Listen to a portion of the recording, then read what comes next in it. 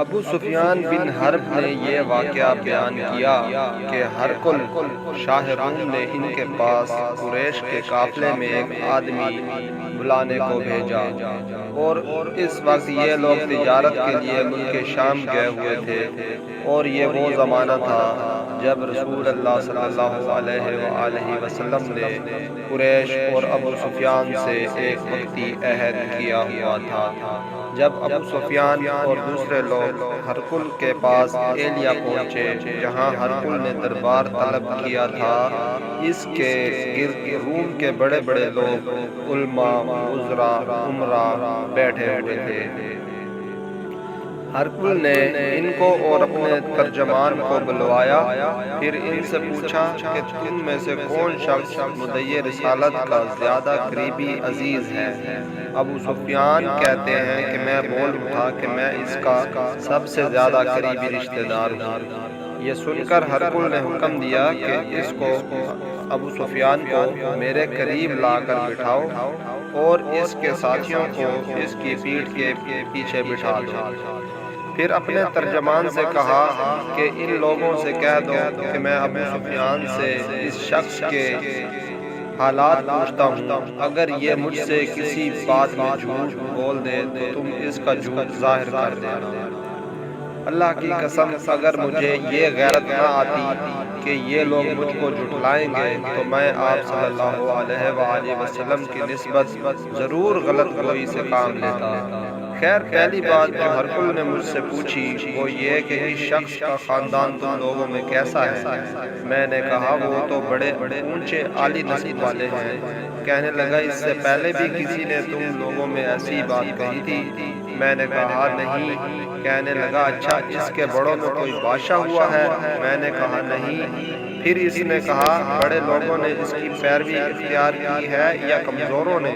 میں نے کہا نہیں، کمزوروں نے۔ پھر کہنے لگا اس کے تابعدار روز بروز بڑھتے جاتے ہیں یا کوئی ساتھی پھر بھی جاتا ہے؟ میں نے کہا نہیں۔ کہنے لگا کہ کیا اپنے اس دعوے نبوت سے پہلے کبھی کسی موقع پر اس نے جھوٹ بولا ہے؟ میں نے کہا نہیں، اور اب ہماری اس سے صلح کی ایک مقررہ مدت ٹھہری ہوئی ہے، معلوم نہیں وہ اس میں کیا کرنے والا ہے۔ ابو سفیان کہتے ہیں میں اس بات کے سوا اور کوئی جھوٹ اس گفتگو میں شامل نہ کر سکا۔ ہرقل نے کہا کیا تمہاری اس سے کبھی لڑائی بھی ہوتی ہے؟ میں نے کہا ہاں۔ بولا پھر تمہاری اور اس کی جنگ کا کیا حال ہوتا ہے؟ میں نے کہا لڑائی ڈول کی طرح ہے، کبھی وہ ہم سے میدان جنگ میں جیت لیتے ہیں اور کبھی ہم ان سے جیت لیتے ہیں۔ ہرقل نے پوچھا وہ تمہیں کس بات کا حکم دیتا ہے؟ میں نے کہا وہ کہتا ہے کہ صرف ایک اللہ ہی کی عبادت کرو، اس کا کسی کو شریک نہ بناؤ، اور اپنے باپ دادا کی شرک کی باتیں چھوڑ دو، اور ہمیں نماز پڑھنے، سچ بولنے، پرہیزگاری اور صلہ رحمی کا حکم دیتا ہے۔ یہ سب سن کر پھر ہرقل نے اپنے ترجمان سے کہا کہ ابو سفیان سے کہہ دے میں نے تم سے اس کا نسب پوچھا تو تم نے کہا وہ ہم سب میں عالی نسب والا ہے، اور پیغمبر اپنی قوم میں عالی نسب ہی بھیجے جایا کرتے ہیں۔ میں نے تم سے پوچھا کہ دعوی نبوت کی یہ بات تمہارے اندر اس سے پہلے کسی اور نے بھی کہی تھی؟ تو تم نے جواب دیا کہ نہیں۔ اب میں نے اپنے دل میں کہا کہ اگر یہ بات اس سے پہلے کسی نے کہی ہوتی تو میں سمجھتا کہ اس شخص نے بھی اسی بات کی تکذیب کی ہے جو پہلے کہی جا چکی ہے۔ میں نے تم سے پوچھا کہ اس کے بڑوں میں کوئی بادشاہ بھی گزرا ہے؟ تم نے کہا نہیں۔ تو میں نے دل میں کہا کہ ان کے بزرگوں میں سے کوئی بادشاہ ہوا ہوگا تو کہہ دوں گا کہ وہ شخص اس بہانے سے اپنے آباء و اجداد کی بادشاہت اور ان کا ملک دوبارہ حاصل کرنا چاہتا ہے۔ اور میں نے تم سے پوچھا کہ اس بات کے کہنے یعنی پیغمبری کا دعویٰ کرنے سے پہلے تم نے کبھی اس کو دروغ گوئی کا الزام لگایا ہے؟ تم نے کہا نہیں۔ تو میں نے سمجھ لیا کہ جو شخص آدمیوں کے ساتھ دروغ گوئی سے بچے وہ اللہ کے بارے میں کیسے جھوٹی بات کہہ سکتا ہے۔ اور میں نے تم سے پوچھا کہ بڑے لوگ اس کے پیرو ہوتے ہیں یا کمزور آدمی؟ تم نے کہا کمزوروں نے اس کی اتباع کی ہے۔ تو دراصل یہی لوگ پیغمبروں کے متبعین ہوتے ہیں، اور میں نے تم سے پوچھا کہ اس کے ساتھی بڑھ رہے ہیں یا کم ہو رہے ہیں؟ تم نے کہا وہ بڑھ رہے ہیں، اور ایمان کی کیفیت یہی ہوتی ہے حتیٰ کہ وہ کامل ہو جاتا ہے۔ اور میں نے تم سے پوچھا کہ آیا کوئی شخص اس کے دین سے ناخوش ہو کر مرتد بھی ہو جاتا ہے؟ تم نے کہا نہیں۔ تو ایمان کی خاصیت بھی یہی ہے، جن کے دلوں میں اس کی مسرت رچ بس جائے وہ اس سے لوٹا نہیں کرتے۔ اور میں نے تم سے پوچھا کہ آیا وہ کبھی عہد شکنی کرتے ہیں؟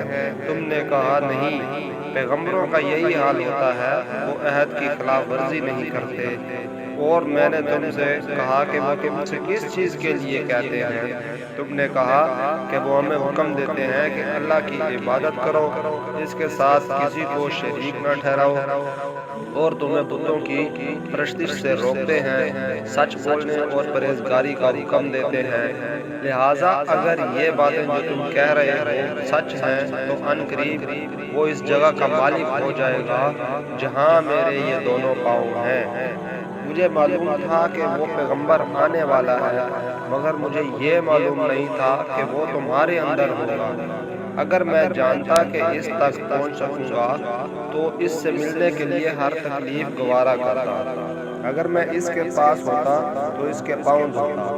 ہرقل نے رسول اللہ صلی اللہ علیہ وآلہ وسلم کا وہ خط منگایا جو آپ نے دحیہ کلبی رضی اللہ تعالیٰ عنہ کے ذریعے حاکم بصرہ کے پاس بھیجا تھا، اور اس نے وہ ہرقل کے پاس بھیج دیا تھا۔ پھر اس کو پڑھا تو اس میں لکھا تھا، اللہ کے نام کے ساتھ جو نہایت مہربان اور رحم والا ہے۔ اللہ کے بندے اور اس کے پیغمبر محمد صلی اللہ علیہ وآلہ وسلم کی طرف سے یہ خط ہے شاہ روم کے لیے۔ اس شخص پر سلام ہو جو ہدایت کی پیروی کرے۔ اس کے بعد میں آپ کے سامنے دعوت اسلام پیش کرتا ہوں۔ اگر آپ اسلام لے آئیں گے تو دین و دنیا میں سلامتی نصیب ہوگی، اللہ آپ کو دوہرا ثواب دے گا، اور اگر آپ میری دعوت سے روگردانی کریں گے تو آپ کی رعایا کا گناہ بھی آپ ہی پر ہوگا۔ اور اے اہل کتاب، ایک ایسی بات پر آ جاؤ جو ہمارے اور تمہارے درمیان یکساں ہے، وہ یہ کہ ہم اللہ کے سوا کسی کی عبادت نہ کریں اور کسی کو اس کا شریک نہ ٹھہرائیں، اور نہ ہم میں سے کوئی کسی کو اللہ کے سوا اپنا رب بنائے۔ پھر اگر وہ اہل کتاب منہ پھیر لیں تو مسلمانوں تم ان سے کہہ دو کہ تم مانو یا نہ مانو، ہم تو ایک اللہ کے اطاعت گزار ہیں۔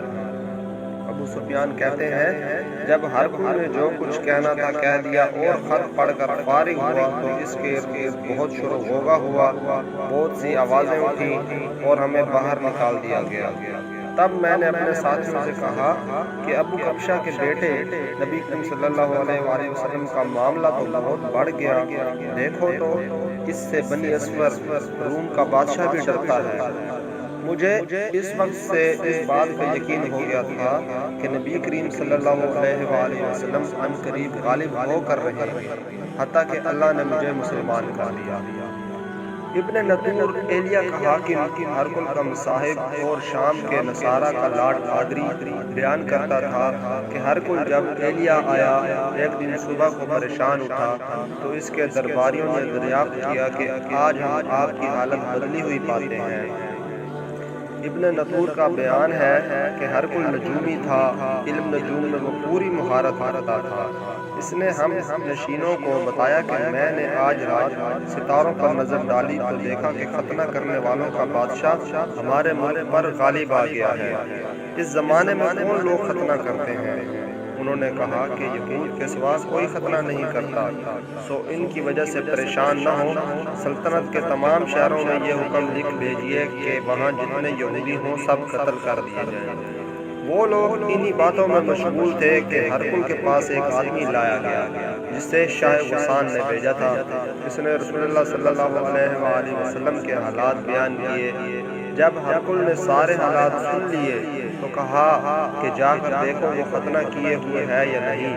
انہوں نے اسے دیکھا تو بتلایا کہ وہ ختنہ کیا ہوا ہے۔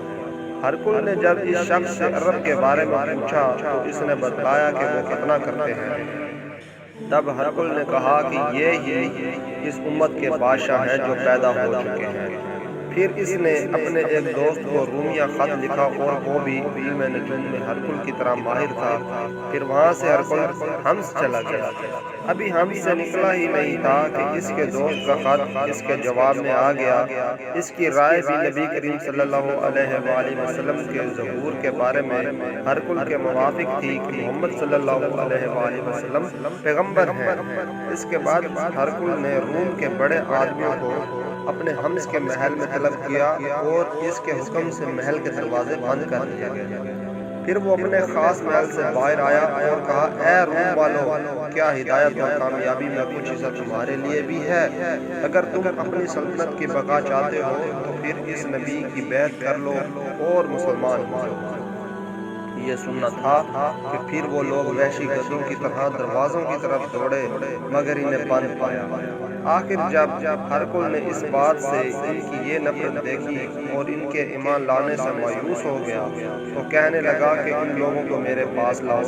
جب وہ دوبارہ آئے تو اس نے کہا، میں نے جو بات کہی تھی اس سے تمہاری دینی پختگی کی آزمائش مقصود تھی، سو وہ میں نے دیکھ لی۔ تب یہ بات سن کر وہ سب کے سب اس کے سامنے سجدے میں گر پڑے اور اس سے خوش ہو گئے۔ بالآخر ہرکل کی آخری حالت یہی رہی۔